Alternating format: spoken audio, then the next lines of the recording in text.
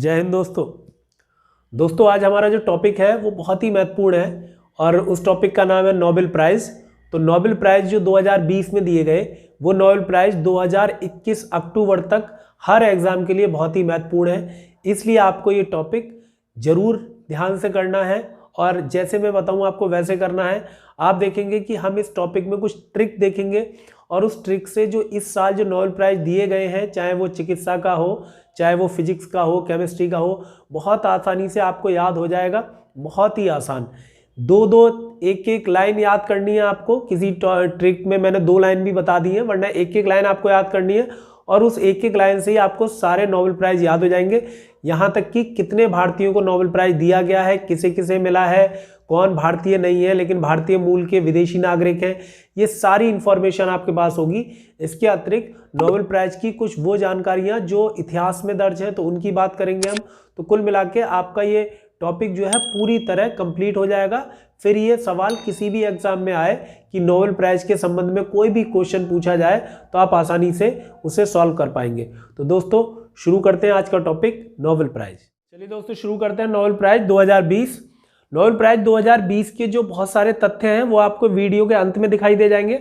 हमने ये वीडियो सिर्फ आपको शॉर्ट ट्रिक बताने के लिए बनाया है, जैसे कि आपको ये बता सकें नोबेल प्राइज़ 2020 को याद कैसे किया जा सकता है और अब तक जितने भी भारतीय हैं जिन्हें नोबेल प्राइज़ दिया गया है उन सभी भारतीयों का क्रम भी और उन सारे भारतीयों को उनके नाम भी और उनकी सन कि उन्हें कब कब नोबेल प्राइज़ दिया गया है। बहुत सारे ऐसे लोग भी होंगे जो भारतीय मूल के होंगे लेकिन विदेशी नागरिकता प्राप्त होंगे, लेकिन फिर भी वो भारतीय रहे हैं कभी ना कभी, इसलिए आपको वो भी उसकी भी एक शॉर्ट ट्रिक बताई जाएगी। तो आपको देखो सबसे पहले तो नोबेल प्राइज़ 2020 में आप देखें तो आप देखेंगे कि सबसे पहले हम चिकित्सा के नोबेल प्राइज़ की बात करेंगे। इस बार चिकित्सा का जो नोबेल प्राइज़ है वो किसे दिया गया है, ये देखिए आप। तो चिकित्सा का जो नोबेल प्राइज़ है वो 3 लोगों को दिया गया है। 3 लोग हैं जिन्हें ये पुरस्कार दिया गया है, जिनमें एक व्यक्ति हैं जिनका नाम है हार्वे जे अल्टर। आप स्क्रीन पे देखिए, इन तीनों लोगों के नाम आपको दिखाई दे रहे होंगे। इन तीनों लोगों के नाम में सबसे पहला नाम है हार्वे जे अल्टर, दूसरा नाम है चार्ल्स एम राइस, फिर तीसरा नाम है ह्यूटन यानी कि मिशेल ह्यूटन। और इनमें से जो पहले व्यक्ति हैं, दूसरे व्यक्ति हैं, वो दोनों यूएसए के हैं, तीसरे व्यक्ति जो है वो ब्रिटेन के हैं। अब देखिए आपने ये तीनों नाम स्क्रीन पे देखे, इन तीनों नामों को मैं शॉर्ट में लिख रहा हूं तो आपको ऐसे याद रखना है कि अल्टर है ना एक नाम, फिर दूसरा नाम है राइस और तीसरा नाम है ह्यूटन। और आप विश्वास मानिए कि आप जब भी कोई एग्जाम देखेंगे उसमें नोबेल प्राइज़ पूछे जाएंगे तो उसमें आपको सरनेम सबके जरूर मिलेंगे। चाहे शुरू के नाम को वो ऐसे लिख दें, जैसे हार्वे जे अल्टर है तो HJ अल्टर लिख सकते हैं, लेकिन सरनेम सबके मिलते हैं, इसलिए आपको ध्यान रखना है कि सरनेम आपको जरूर ध्यान रखना है। अब ये 3 नाम है, इन तीनों नामों की एक ट्रिक बनाई जा सकती है। जैसे आप देखिए पूरे नाम आपने स्क्रीन पे देखे थे अभी, तो आपको पहली ट्रिक में तो पूरे नाम भी याद आ जाएंगे। जैसे देखो एक ट्रिक है ना, ट्रिक ये है कि मिस हार्वे ने इतने राइस खा लिए, है ना, मिस हार्वे ने बहुत सारे राइस खा लिए और राइस खाने की वजह से उन्हें क्या हो गया, उन्हें हेपेटाइटिस सी की बीमारी हो गई। हेपेटाइटिस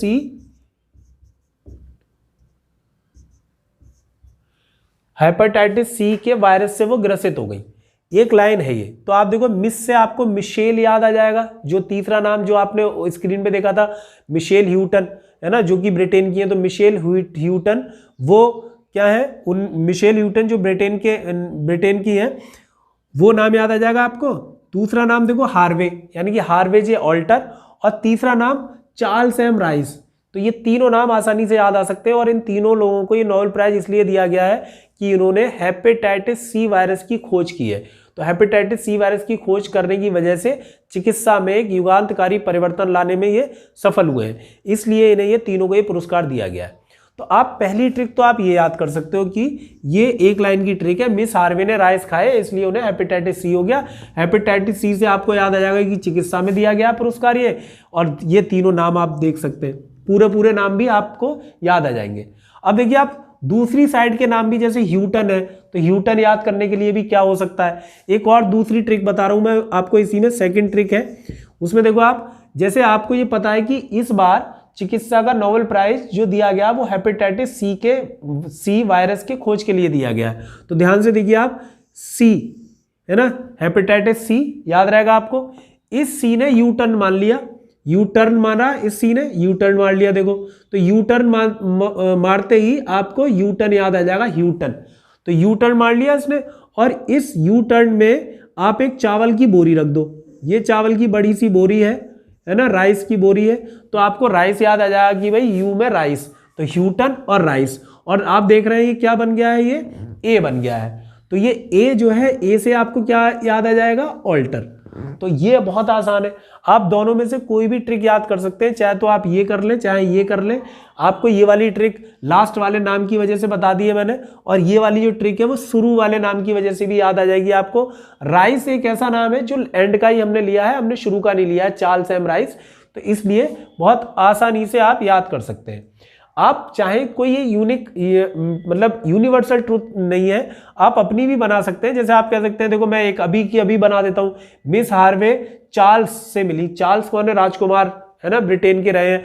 तो मिस हार्वे चार्ल्स से मिली और तभी उन्हें उनसे मिलते ही क्या हो गया, हेपेटाइटिस सी हो गया। तो आप ऐसे भी कर सकते हैं, आप कोई भी अपनी ट्रिक भी बना सकते हैं। और हमारी ट्रिक याद करना चाहें तो ज़्यादा बेहतर है, ज़्यादा अच्छे से आप 2 ट्रिक के माध्यम से चिकित्सा का नोबेल प्राइज कभी नहीं भूलेंगे, ये बात कंफर्म मान लीजिए। अगला देखिए, नेक्स्ट अगला जो नोबेल प्राइज है, पिछली बार एक वीडियो देखते हुए एक स्टूडेंट ने कहा कि सर डस्टर ही ले लेते, तो डस्टर से ज़्यादा अच्छा जो साफ होता है वो कपड़े से होता है, मैंने ये देखा है। और बाकी डस्टर भी है हमारे पास, है ना। अब इतनी भी गरीबाई नहीं आई है कि डस्टर ना हो, लेकिन फिर भी ठीक इससे ही लग रहा है कपड़े से, तो इसलिए इससे देख कर रहे हैं। लेकिन ये बड़ी बात है कि बच्चे इतना भी ध्यान दे रहे हैं कि सर किस से रब करते हैं और किससे लिखते हैं, तो ये भी है। चलिए अगला देखते हैं, चिकित्सा के बाद है अगला भौतिकी का नोबेल।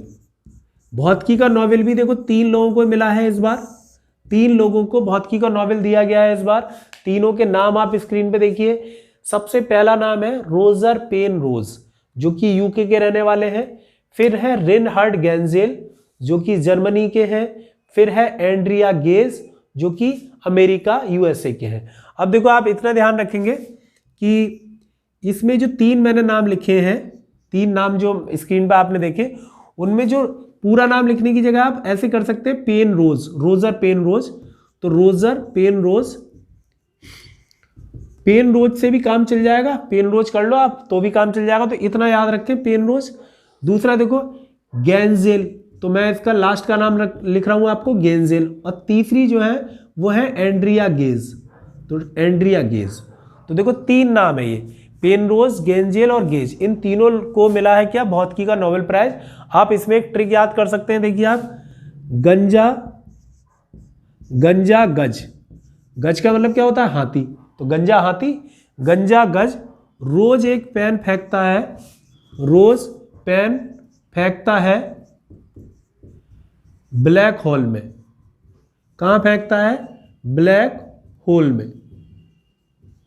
तो बस इतना करना है। अब देखिए मैं आपको समझा देता हूं। गंजा से आपको गेंजेल याद आएगा कि गेंजेल जो है यानी कि रेनहार्ड गेंजेल, और गज से आपको गेज याद आ जाएगा, एंड्रिया गेज।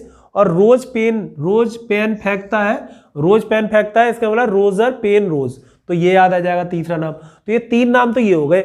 और ब्लैक होल का मतलब है कि ये जो रोजर पेनरोज है, इन्हें ब्लैक होल का निर्माण कैसे होता है, ब्लैक होल कैसे बनता है, ब्लैक होल के लिए शोध करने के लिए इन्हें ये नोबेल प्राइज दिया गया, किसे, रोजर पेनरोज को। तो आप रोजर पेनरोज को तो ऐसे याद कर सकते हैं, ब्लैक होल। और ब्लैक होल कहाँ होता है, वो होता है ब्रह्मांड में। तो ये जो 2 लोग थे, गेंजेल और गेज, इन दोनों को ये नोबेल प्राइज जो दिया गया है वो दिया गया है ब्रह्मांड के रहस्यों की खोज करने के लिए, या ब्रह्मांड के रहस्यों के संबंध में नए नए शोध करने के लिए पुरस्कार इन्हें मिला है। तो आप बस ब्लैक होल याद कर लें तब भी काम चल जाएगा कि भौतिकी के क्षेत्र में इन तीनों को नोबेल प्राइज जो दिया गया है वो ब्रह्मांड के रहस्यों पर शोध करने के लिए दिया गया है, तीनों लोगों को, है ना। जिनमें से स्पेशली ब्लैक होल वाले ये हैं, और बाकी ये दोनों लोग ब्रह्मांड के लिए याद कर सकते हैं कि ब्रह्मांड की नई नई रहस्यों पर शोध करने के लिए इन दोनों को मिला है। वनडे एग्जाम में तो ये काफी है कि आप एक ही बार में याद कर लें कि ब्रह्मांड से संबंधित है ये तीनों, बस ऐसे कर ले तो आपको ये आसानी से याद हो सकता है कि भौतिकी का नोबेल प्राइज किसे मिला है। फिर अगला देख लीजिए, अगला है रसायन का नोबेल प्राइज। तो जो रसायन का नोबेल प्राइज है वो 2 लोगों को मिला है इस बार, और दोनों महिलाएं हैं। 2 लोग कौन है देखो आप स्क्रीन पे, एक का नाम है जेनिफर, एक का नाम है जेनिफर डोडना, है ना, जेनिफर डोडना, और जेनिफर डोडना, और दूसरा है नाम इमेनुअल शारपेंतियर। तो इमेनुअल शारपेंतियर दूसरी है, ये महिला है ये भी, इमेनुअल शारपेंतियर। आपको देखो थोड़ा सा इसमें सावधानी बरतनी है कि ये जो स्पेलिंग है ना शारपेंतियर की, वो चारपेंटियर भी प्रोनाउंसिएशन की जाती है उसकी, क्योंकि वो स्पेलिंग CHARA करके है। तो आप चारपेंटियर भी ध्यान रखें, है ना, इसे चारपेंटियर भी याद कर लें और शारपेंटियर भी याद कर लें, दोनों ही काम देंगे आपको। और डोडना जो है ना, इसकी स्पेलिंग आप लिख लीजिए, ये भी काम आएगी आपको, DADNA। अब आप देखो हमारे पास एक ट्रिक तो यह है कि आप एक लाइन याद कर ले, और वो लाइन ये है कि जेनिफर का नाम तो आपने सुना होगा। जेनिफर एक अभिनेत्री है हॉलीवुड की, है ना, हीरोइन है एक, जिनका नाम है जेनिफर लोपेज, है ना, काफी सुंदर महिला है जेनिफर लोपेज। तो आप उन्हें याद कर सकते हैं। तो आप जेनिफर के नाम पे कर सकते हैं कि जेनिफर इतनी शार्प है, जेनिफर का DNA इतना शार्प है कि वो बहुत तेज दौड़ती हैं। चाहे तो ये न कर लो, वरना इतना ही कर लो कि जेनिफर बहुत शार्प है। देखो इसकी ट्रिक लिख रहे हैं हम, है ना, इसकी रसायन की ट्रिक लिख रहे हैं हम कि जेनिफर बहुत शार्प है। बस शार्प से आपको शारपेंटियर याद आ जाएगा, और जेनिफर डोडना तो है ही है ना। और थोड़ी सी लाइन गलत हो गई है, जेनिफर का DNA बहुत शार्प है, ये लिखना था, सॉरी, जेनिफर का DNA बहुत शार्प है। मैंने पहले कुछ और बोला था, बाद में कुछ और बोल दिया, तो ये जरा इसमें मिस्टेक है थोड़ी सी। अब मैं दोबारा बोल रहा हूँ, देखो ये लिखा है कि जेनिफर का जो DNA है बहुत शार्प है, बस इतना करना है। तो आपको देखो जेनिफर डोडना याद आ जाएगा, शार्प से शारपेंटियर याद आ जाएगा ये। और ये भी ध्यान रख सकते हैं आप कि रसायन के क्षेत्र में क्यों मिला है ये नोबेल प्राइज, क्योंकि जेनिफर डोडना और इमेनुअल शारपेंटियर ने DNA के बारे में पता लगाया, DNA पे शोध किया है। मतलब हम ऐसे बोलेंगे कि इन्होंने क्या किया, अगर ये कोई पूछ ले आपसे, है ना, थोड़े से ऊपर के जो एग्जाम होते हैं सिविल सर्विस में, तो उसमें ये पूछा जाता है कि इस बार नोबेल प्राइज जो इन दोनों को मिला है वो क्यों मिला है, तो उसका कारण पूछा जाता है। तो आप ऐसे याद रखेंगे कि इन दोनों को नोबेल प्राइज मिला है क्योंकि इन्होंने जीनोम एडिटिंग का नया तरीका खोज निकाला है ना, नए तरीके खोजे हैं कि नई तकनीक विकसित की है, इन्होंने नई तकनीक विकसित की है ना। और इस तकनीक में इन्होंने ये बताया है कि DNA का कैसे निर्माण किया जा सकता है, कैसे DNA को चेंज किया जा सकता है, कैसे DNA को नष्ट किया जा सकता है। तो ये सारी चीज़ें इन्होंने इस तकनीक के माध्यम से बताई हैं, और इस वजह से जो पुरानी बहुत बीमारियां हैं, जो आनुवांशिक बीमारियां हैं, पहले बाप दादा को हुआ करती थी, अब बच्चे को भी है, तो इस तरह की बीमारियों से निजात पाने में मदद मिलेगी इनकी इस नई तकनीक से। इसलिए इन दोनों महिलाओं को ये पुरस्कार दिया गया है, रसायन का नोबेल प्राइज, जेनिफर डोडना और इमेनुअल शारपेंटियर को। तो एक तो आप ऐसे कर लो, है ना, एक तरीका तो हमारे पास ये है कि एक ये लाइन याद करके आप आसानी से कर सकते हो। दूसरा देखो इसका और कर सकते हैं, एक तरीका देखो ये है कि आप देखो DNA, तो आपको DNA से याद आ जाना चाहिए डोडना, और ये भी याद आ जाएगा DNA से कि किस लिए मिला है इन्हें पुरस्कार, DNA के क्षेत्र में शोध करने के लिए। और अभी मैंने सुनाई आपको पूरी बात, तो DNA के क्षेत्र में शोध करने के लिए जेनिफर डोडना को ये पुरस्कार दिया गया है। DNA से डोडना याद आ जाएगा आपको अपने आप।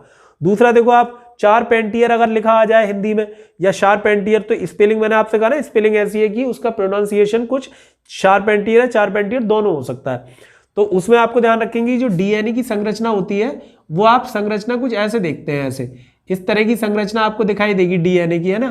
तो आप ऐसे कर सकते हैं कि देखो एक पेन ये हो गया, एक पेन ये हो गया, एक पेन ये और दूसरा पेन ये, तो 4 पेन हो गए, 1 2 3 4, तो हम कहेंगे चारपेंटियर। तो आप चारपेंटियर ये याद आ जाएगा आपको। तो ये एक तरीका है, 2 तरीके मैंने आपको बताए हैं। देखो ज्यादातर मैंने आपको 2 तरीके इसलिए बताए कि आपको एक ना अच्छा लगे आप दूसरा अपना लो, लेकिन आप आसानी से ये तीनों नोबेल प्राइज आसानी से याद कर सकते हैं। अगला प्राइज है जिसे हम बोलते हैं शांति का नोबेल प्राइज। मुझे लगता है कि शांति के नोबेल प्राइज में आपको कोई ट्रिक की आवश्यकता है नहीं, क्योंकि शांति का नोबेल प्राइज सिर्फ एक ही संस्था को मिला है और वो है वर्ल्ड फूड प्रोग्राम। तो वर्ल्ड फूड प्रोग्राम को ये पुरस्कार दिया गया है। तो इसमें कोई ट्रिक की आवश्यकता नहीं है क्योंकि एक ही संस्था है। लेकिन फिर भी अगर ट्रिक का बहुत मन है तो आप ऐसा कर सकते हैं कि विश्व खाना खाकर, देखो वर्ल्ड फूड खाकर शांति से कार्यक्रम करता रहा, तो वर्ल्ड खाना खाकर शांति से सो गया या शांति से कार्यक्रम करता रहा। खाना नहीं खाओ तब तक शांति नहीं आती है, तो इसलिए वर्ल्ड फूड प्रोग्राम को याद किया जा सकता है। वैसे भी आसान है, इसमें ट्रिक की आवश्यकता नहीं पड़ेगी। लेकिन इसमें कुछ चीज़ें आप याद जरूर कर लें। वर्ल्ड फूड प्रोग्राम के बारे में स्क्रीन पर देखिए, आप स्क्रीन पर आ रहा होगा कि वर्ल्ड फूड प्रोग्राम की स्थापना 1961 में की गई है। वर्ल्ड फूड प्रोग्राम का मुख्यालय इटली की राजधानी रोम में स्थित है ना। तो और भी जो जानकारियां हैं वो आपको स्क्रीन पे दिख रही होंगी वर्ल्ड फूड प्रोग्राम के विषय में। ठीक है दोस्तों, तो बहुत आसान है। अगला देखिए, अगला है साहित्य का नोबेल। साहित्य का नोबेल जो दिया गया है इस बार, वो दिया गया है एक महिला को जिनका नाम है लुईस ग्लुक। तो लुईस ग्लुक को ये पुरस्कार दिया गया है ना। लुईस ग्लुक को ये पुरस्कार दिया गया है और लुईस ग्लुक को ये पुरस्कार जो दिया गया है, ये पुरस्कार जब दिया जाता है ना तो उसमें विवरण होता है कि आखिर ये पुरस्कार क्यों दिया जा रहा है। तो इन्हें जो दिया गया उसमें कहा गया है कि लुईस ग्लुक अपनी काव्यात्मक जो शैली है उनकी आवाज की, उससे दर्शकों को मंत्र मुग्ध कर देती हैं, इसलिए उन्हें ये पुरस्कार दिया गया है। ठीक है, तो आप देखो इससे याद कर सकते हैं जो ग्लुक जो है ना, ये शब्द ग्लू का मतलब होता है चिपकना वाला, ग्लू जो होता है जिससे चिपकाते हैं। तो आप ऐसे कर सकते हो कि लुईस ग्लुक जो एक है महिला जो अपनी आवाज से, काव्यात्मक शैली की आवाज से दर्शकों को चिपका लेती हैं। चिपकाने का मतलब अपने से बांध लेती हैं। तो लुईस ग्लुक जो है वो उन्हें साहित्य का नोबेल प्राइज दिया गया है। तो बहुत आसान हो सकता है ऐसे याद करना। इनकी कुछ बुक्स हैं, आप वो भी कर लीजिए। इनकी बुक्स जो है आपको स्क्रीन पे लिख रही होंगी, देखो आप स्क्रीन पे कि लुईस ग्लुक की जो पहली किताब थी उसका नाम था फर्स्ट बॉन्ड। तो फर्स्ट बॉन्ड एक किताब है। फिर अगली किताब है उनकी द वाइल्ड आयरिस। एक और किताब है उनकी जिसका नाम है डिसेंडिंग फिगर। एक और बुक है उनकी मीडो लैंड्स। तो ये उनकी क्या है, बुक्स हैं। तो आप उनकी बुक्स को थोड़ा सा याद कर लें तो अच्छा रहेगा। जैसे फर्स्ट बॉन्ड बहुत महत्वपूर्ण बुक है, जरूर याद करें उसे। डिसेंडिंग फिगर भी बड़ी अच्छी बुक है, उन्हें उनकी इसलिए याद करें कि ये किसकी है, तो ये बुक्स पूछी जा सकती हैं। बुक्स के लिए आप देखो, मैंने बुक्स के लिए एक वीडियो बनाए थे, 2 वीडियो बनाए जिसमें 50-60 बुक आपको मैंने लिख के दी है, तो उस वीडियो को जरूर देखें। एक आई का देखो साइन बन के आ रहा होगा ऊपर, तो आप उस पर क्लिक करके सीधे उस वीडियो पे जा सकते हैं जिसमें सारी बुक्स मिल जाएंगी आपको 2019-20, खासतौर से 2020 की, जो कि आने वाले किसी भी एग्जाम के लिए महत्वपूर्ण हो सकती है। चलिए आगे देखते हैं हम अर्थशास्त्र का नोबेल प्राइज। अर्थशास्त्र का जो नोबेल प्राइज है वो 2 लोगों को मिला है इस बार। इन 2 लोगों में एक व्यक्ति का देखो नाम है, शॉर्ट में लिख रहे हैं हम पहले, विल्सन, है ना, और दूसरे का नाम है मिलग्रोम, है ना। हम ये 2 नाम जो सरनेम लिखे हैं हमने इनके, आप स्क्रीन पे पूरा नाम देख लीजिए एक बार। पहले का नाम क्या है, पहले का नाम है रॉबर्ट विल्सन और दूसरे का नाम है पॉल आर मिलग्रोम। दोनों जो है अमेरिका के हैं, यूएसए के हैं। अब आपको देखो ध्यान रखना है, इसे याद करने का बहुत आसान तरीका ये कि आप एक लाइन कर लीजिए। पहले तो आपको विल्सन देखना ध्यान से। आप याद करो कि आपने कभी पढ़ा होगा कि 1860 के टाइम की बात है जब कैनिंग गवर्नर जनरल था और भारत में पहली बार आयकर की शुरुआत हुई। आयकर के विषय में जो रिकमेंडेशन दी गई थी वो जेम्स विल्सन के द्वारा दी गई थी। तो जेम्स विल्सन बहुत पुराना एक अर्थशास्त्री हुआ करता था इतिहास में। तो आज भी देखो ये विल्सन कौन है, अर्थशास्त्री हैं। ये दूसरे हैं, वो बहुत पहले के थे। तो विल्सन से आपको याद आ जाएगा कि आयकर की शुरुआत करने वाला जो व्यक्ति है विल्सन भारत में, वो ये उसी नामराशि है, उसी का नामराशि है विल्सन। तो विल्सन आपको याद रहना चाहिए बस खाली। विल्सन ने, अब देखो इस लाइन याद कर लो, इस लाइन को, कि विल्सन ने 1 मिलीग्राम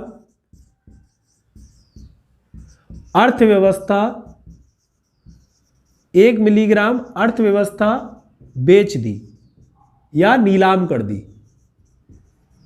देखो अब ये जो मैंने लाइन बोली है आपको, विल्सन ने 1 मिलीग्राम अर्थव्यवस्था नीलाम कर दी, इससे पूरी बात क्लियर हो जाएगी कि विल्सन जो है उन्हें मिला नोबेल प्राइज। 1 मिलीग्राम से आपको मिलग्रोम याद आ जाएगा, ये मिलग्रोम, और अर्थव्यवस्था नीलाम का मतलब है कि इन्होंने अपने शोध में ये बताया है कि अर्थव्यवस्था में ये जो ऑक्शन की प्रणाली है, नीलामी की जो व्यवस्था है, वो बड़ी दोषपूर्ण है। जैसे आपने देखा होगा कि सरकार कई बार 2G स्पेक्ट्रम को नीलाम कर रही है, 4G स्पेक्ट्रम को नीलाम कर रही है, घोटाला भी होता है उसमें।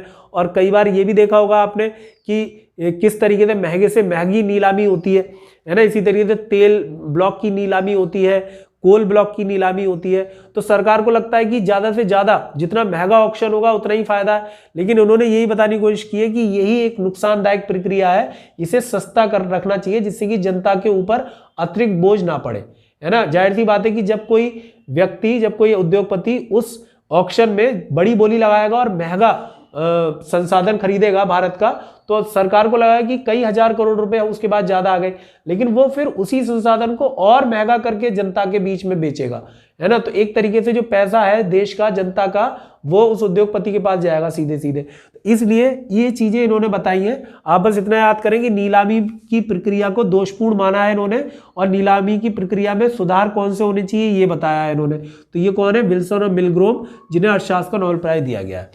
तो दोस्तों ये जितने मैंने आपको शॉर्ट ट्रिक बताई है बहुत आसानी से आप याद कर सकते हैं, कोई कठिन नहीं है बिल्कुल भी, है ना। इसीलिए हम देखो, अगर बोर्ड पे किसी को देखने में थोड़ी प्रॉब्लम आए, कुछ ठीक से दिखाई ना दे, उसकी क्वालिटी ठीक ना हो, तो इसलिए वीडियो की स्क्रीन पे भी हम इसीलिए डाल देते हैं जिससे कि आपको पढ़ने में आसानी रहे।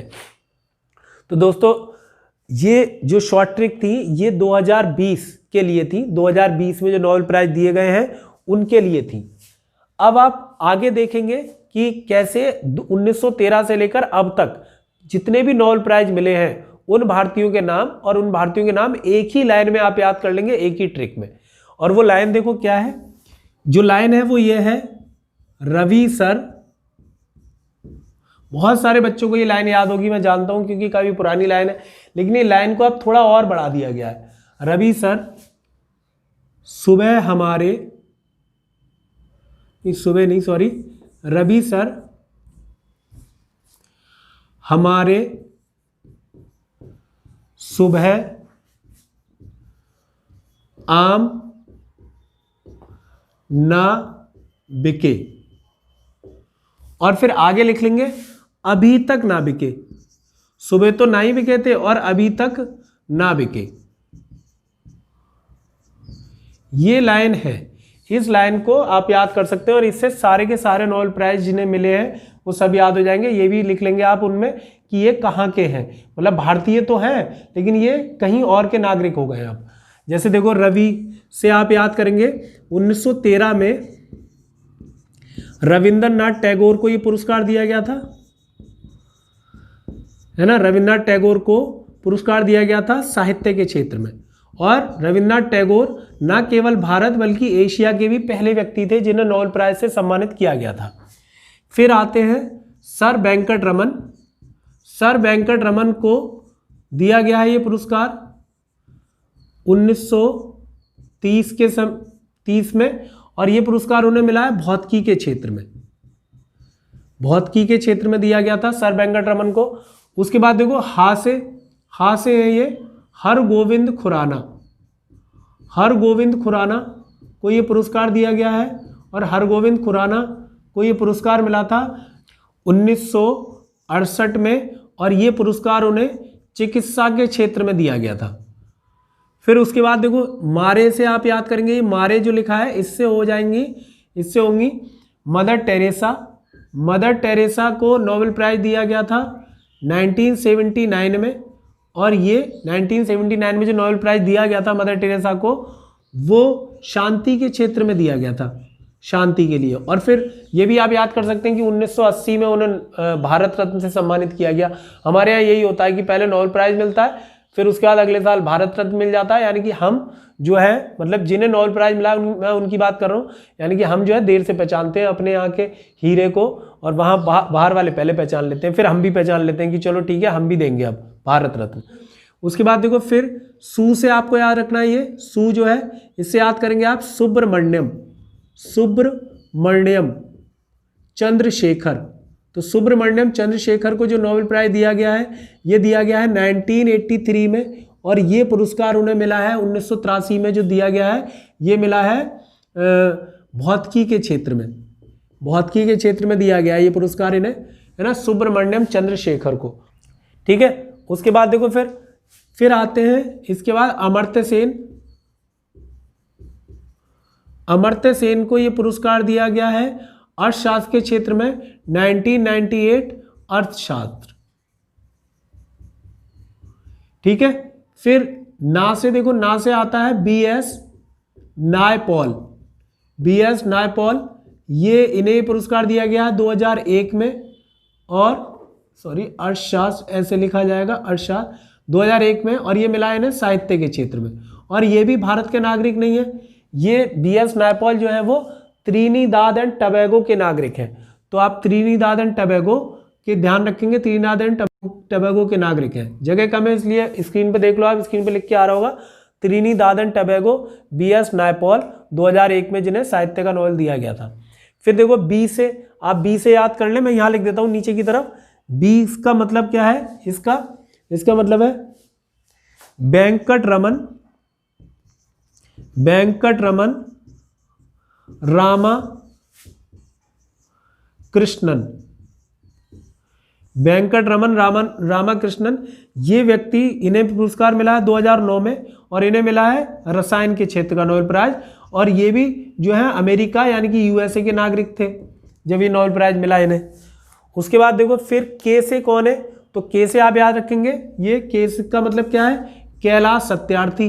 तो कैलाश सत्यार्थी को पुरस्कार मिला था, आप जानते हैं, इन्हें मिला था 2014 में, और ये मिला है इन्हें शांति का नोबेल प्राइज, है ना, शांति के लिए। मलाला यूसुफजई को भी मिला था इन्हीं के साथ 2014 में। और फिर सबसे लास्ट में जो सबसे लेटेस्ट भी है, करंट का भी है, कि जो अभी तक ना बिके, हमने लिखा अभी, याद रखेंगे अभी को, तो ये है अभिजीत बनर्जी। अभिजीत बनर्जी को नोबेल प्राइज पिछले साल यानी कि 2019 में दिया गया था। अभिजीत बनर्जी को ये पुरस्कार मिला है 2019 में। और ये पुरस्कार क्यों मिला है इन्हें, अर्थशास्त्र के लिए यानी कि इकोनॉमी के लिए। इन्हें इनकी पत्नी के साथ ये पुरस्कार मिला था, है ना, जिनका नाम था एस्थर डुफ्लो, नाम था शायद उनका, एस्थर डुफ्लो ही था, अभिजीत बनर्जी और एस्थर डुफ्लो को ये पुरस्कार दिया गया था। तो इस तरीके से आप देखो जितने भी ये भारतीय हैं वो मैंने लिखे हैं, जो भारतीय मूल के विदेशी नागरिक हैं वो भी आपको मैंने बताए हैं। तो आप बड़ी आसानी से याद कर सकते हैं कि कितने भारतीयों को नोबेल प्राइज अब तक मिल चुका है।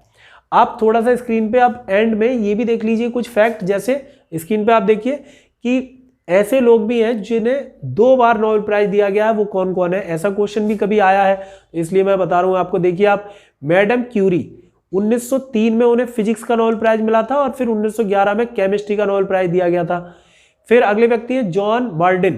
तो जॉन बार्डिन को पुरस्कार फिजिक्स के क्षेत्र में 1956 में और बाद में 1972 में फिजिक्स के क्षेत्र में, यानी कि जॉन बार्डिन को दोनों बार फिजिक्स का नोबेल प्राइज मिला है, 56 और 72 में। फ्रेडरिक सेगर को ये जो पुरस्कार दिया गया 1958 में केमिस्ट्री का और 1980 में केमिस्ट्री का। सेगर का वो पढ़ के जो है एक बेवकूफ़ आदमी का नाम याद आ गया मुझे, मतलब आप जानते हैं अपराधी है। तो 1958 में केमिस्ट्री और 1980 में केमिस्ट्री। फिर लीनस पॉलिंग को 1954 में फिजिक्स का नोबेल प्राइज मिला है, और इन्हीं को 1962 में शांति के क्षेत्र का नोबेल प्राइज दिया गया है। तो आप देखिए ये भी क्या है, एक फैक्ट है, यानी कि 4 व्यक्ति ऐसे हैं जिन्हें 2 बार नोबेल प्राइज मिला है। बहुत महत्वपूर्ण है, मैडम क्यूरी का क्वेश्चन कई बार आया है, फिजिक्स और केमिस्ट्री दोनों क्षेत्रों में इन्हें पुरस्कार मिला है, इसलिए आप इसे याद कर सकते हैं। तो आप ये जरूर करें जो मैंने आपको ये समझाया है, बताया है। आप सबसे पहले तो करंट अफेयर्स करें, है ना, 2020 वाले नोबेल प्राइज। उसके बाद फिर आप ये वाली ट्रिक जरूर कर लें जिन्हें भारतीयों को जो नोबेल प्राइज मिला है, और आप फिर इसके बाद ये कुछ फैक्ट जो स्क्रीन पे आ रहे हैं वो देखते जाएं। एक और देखिए स्क्रीन पे आप देख रहे होंगे कि नोबेल प्राइज की शुरुआत कैसे हुई, नोबेल प्राइज किसके नाम पे है। 1901 में शुरुआत हुई थी, और जो अल्फ्रेड नोबेल थे उनका जन्म 1833 में हुआ था। 1866 में उन्होंने पहली बार डायनामाइट का आविष्कार किया था, और उसके बाद 1896 में उनकी मृत्यु हुई थी। और उसके बाद 1969 का भी लिखा हुआ है, देखो 1969 ये भी आया हुआ है पहले क्वेश्चन, कि 1969 में पहली बार इकोनॉमिक्स का नोबेल प्राइज दिया गया था। और इसके अलावा भी कुछ तथ्य हैं, जैसे नोबेल प्राइज कुल मिला के 6 क्षेत्रों में जो दिए जाते हैं, उन 6 क्षेत्रों में से 5 क्षेत्रों के नोबेल प्राइज कहाँ दिए जाते हैं, तो आप कहेंगे स्टॉकहोम में। और बाकी जो एक बचा जो शांति का नोबेल प्राइज है वो कहाँ दिया जाता है, नॉर्वे की राजधानी ऑस्लो में। इसके अलावा देखो इन्हें देने वाली संस्थाओं के नाम, तो इन्हें देने वाली संस्थाओं में आप एक संस्था तो जरूर याद करें, वो है रॉयल स्वीडिश एकेडमी। वरना वैसे 3-3, 4-4 संस्थाएं हैं जो आप इन्हें चाहे तो पढ़ सकते हैं, लेकिन आपको एक जरूर याद रखनी है और वह है रॉयल स्वीडिश एकेडमी, जो कि 3 नोबेल प्राइज प्रदान करती है या घोषणा करती है। तो आपको ध्यान रखना है 10 दिसंबर 1896 जिस दिन मृत्यु हुई थी अल्फ्रेड नोबेल की, उसी तारीख को यानी कि 10 दिसंबर को नोबेल प्राइज दिए जाते हैं, प्रदान किए जाते हैं। और जो 10 अक्टूबर, 9 अक्टूबर, 11 अक्टूबर, जो अक्टूबर के जो दूसरा सप्ताह है उसमें ये पुरस्कार की घोषणा की जाती है। तो दोस्तों ये सारी फैक्ट हैं, बहुत सारे फैक्ट हैं, और भी आप बना सकते हैं, फैक्ट पढ़ सकते हैं, लेकिन मुझे लगता है इतने फैक्ट अगर आप कर लेंगे तो मुझे नहीं लगता कोई वनडे एग्जाम में कोई ऐसा क्वेश्चन आएगा जो इससे बाहर होगा। ठीक है दोस्तों, पुरस्कार राशि भी, हाँ पुरस्कार राशि भी पूछते हैं बच्चे, तो पुरस्कार राशि भी आप देख लो, लिखी हुई है ऊपर। तो ये ध्यान रखेंगे इतना, पुरस्कार राशि पे भी आप थोड़ा गौर करें कि डॉलर में पूछी जा रही है या फिर आपको स्वीडिश क्रॉनर पूछा जा रहा है, क्योंकि दोनों का राशि फिर अलग अलग हो जाएगी। अलग अलग का मतलब कि उसका वेटेज अलग अलग होगा थोड़ा सा, तो आप जरूर देख लें कि स्वीडिश क्रॉनर और डॉलर में धनराशि दी हुई है, स्क्रीन पे आ रही है, आप उसे पढ़ लें। तो दोस्तों आज के लिए इतना ही। और एक आवश्यक सूचना आपको देनी थी, वो ये कि हमारी ऑफलाइन क्लास भी है, जिनमें आप 12 से 1 की जो क्लास है वो आप 3 दिन की क्लास है हमारी, जिसमें आप ज्योग्राफी पढ़ सकते हैं। 1 से 2 की जो क्लास है उसमें आप सुपर टेट की क्लास चल रही है, तो सुपर टेट में आप जो है वो पॉलिटी पढ़ सकते हैं, जो कि आधी पॉलिटी हो चुकी है। सुपर टेट वाले और टेट वालों से खास तौर से मेरा ये कहना है कि वो जरा अच्छे से तैयारी करें। सुपर टेट में जीएस का अच्छा खासा वेटेज होता है, अच्छा खासा उसका भार है, और अगर आप उसे अच्छे से नहीं करेंगे, आप ऐसे लूज एंड वाली पढ़ाई करेंगे, है ना, कोई आपको लिखवा रहा है कॉपी में, आप उसे रट्टा मार रहे हैं, तो सच बता रहा हूँ उससे कुछ नहीं होगा। इसलिए अच्छे से जरा पढ़ाई करें, क्लास करें, वीडियो देखें, है ना। और मैं आपको टाइम भी बता रहा हूँ कि 1 से 2 सुपर टेट की क्लास आप पढ़ सकते हैं। उसके बाद 2 से 3 की जो क्लास है वो एनटीपीसी एसएससी वगैरह के लिए है, और उसमें आप मॉडर्न हिस्ट्री पढ़ सकते हैं। 3 से 4 की जो हमारी क्लास है वो ईवीएस की क्लास है, वो यूपी टेट सी टेट के लिए है, वो आप पढ़ सकते हैं। 5 से 6 की एक क्लास जो अब हम शुरू करेंगे 12 जनवरी से, उसे जरूर एक बार डेमो जरूर लें, आके देखें, पढ़ के देखें, आपको सही लगे तो आगे कंटिन्यू करें। और मैं तो कह रहा हूँ 4-6 जगह पढ़ के आए तब आप हमारे पास पढ़ने आए, तो आपको कुछ फर्क लगेगा। वरना जो पहली बार बच्चा आता पढ़ने, उसे अच्छा पढ़ाओ तब भी अच्छा ही है, बुरा पढ़ाओ तब भी अच्छा ही है ना। तो एक बार टीचर चेंज करके जरूर देखनी चाहिए। अगर कोई मुझसे पढ़ रहा है तो वो किसी और से ही पढ़ के देखे, इसमें कोई बुराई नहीं है, क्योंकि हो सकता है कि मेरे से भी कोई बहुत बेहतरीन कोई अच्छा पढ़ाए, तो ये बात अच्छी है कि भाई वो फीस देगा बच्चा, तो उस फीस का उसे पूरा का पूरा हक है कि वो अच्छी ही चीज़, अच्छी क्वालिटी ग्रहण करे। तो इसलिए 5 से 6 का जो बैच है उसमें ज़रूर आए। उसमें बिल्कुल शुरू से हम शुरू करेंगे, और जीएस बिल्कुल उस लेवल की करेंगे जिसमें नीचे से लेकर ऊपर तक के सारे एग्जाम कवर हों आपके, केवल आईएएस को छोड़ के। और आईएएस के लिए भी हम 15-20 मिनट आपको मैं गाइडेंस कर दूंगा। अगर कोई पढ़ना चाहता है उस क्लास में तो आ सकता है, क्योंकि थोड़ी टाइम की दिक्कत है, टाइम की कमी होती है, इसलिए हम अलग से 2-4 बच्चों को पढ़ा नहीं पाते हैं इसलिए। लेकिन फिर भी आप गाइडेंस देने को कोई मना नहीं, आप कभी भी पूछें, कभी भी कॉल करें, कोई दिक्कत नहीं है। मुझे खुशी होती है कि मैं बच्चों की कुछ भी हेल्प कर पाऊँ। ये वीडियो उसी हेल्प के तौर पर बनाए जाते हैं। आप जानते हैं कि हमारे कोई इतने व्यूअर्स नहीं है कि हमें कोई बहुत बड़ा फ़ायदा हो, लेकिन यह है कि अच्छा लगता है कि आप लोग देखते हैं वीडियो और उससे कुछ आपको हेल्प मिलती है। और ख़ास तौर से उन बच्चों को जो मेरे पास पढ़ने नहीं आ सकते या वो कहीं और पढ़ रहे हैं, उनके लिए भी थोड़ा यूजफुल है। दोस्तों आज के लिए इतना ही। इस वीडियो को शुरू से लेकर एंड तक देखने के लिए आपका बहुत बहुत धन्यवाद। जय हिंद।